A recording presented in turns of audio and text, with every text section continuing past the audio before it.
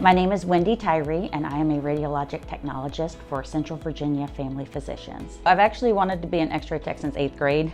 We had an employee from the community college that actually came to speak to our middle school. And then I also had the benefit of both of my parents working there. So I got to go to a lot of summer camps and things to learn more about the program. So I've wanted to do it for a very long time. So when you're just a radiologic technologist, we do regular x-rays, so x-rays of your hands, your feet.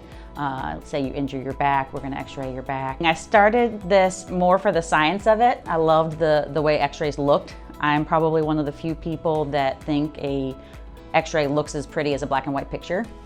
But I actually have fallen in love over the years with the patient care aspect.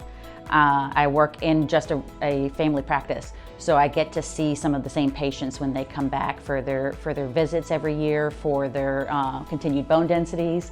I have some patients that will remember me when they come back and they'll see me in the hallways. They'll say, "Oh, hey, we're gonna see you next week."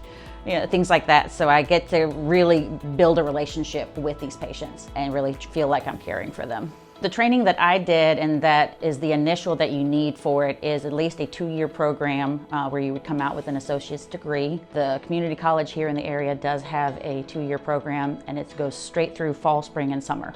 The work definitely pays off in the long run. The experience you have with your patients, the way you can take care of them, it does make the work that you've done for those 2 years very worth it. I find it good because it is nice that you can do it in 2 years, and it's more of a trade program, and the program that they have in this area, they will try to find you a job. Especially in this area, I feel like there is a big need, so Lynchburg itself definitely needs a lot of this.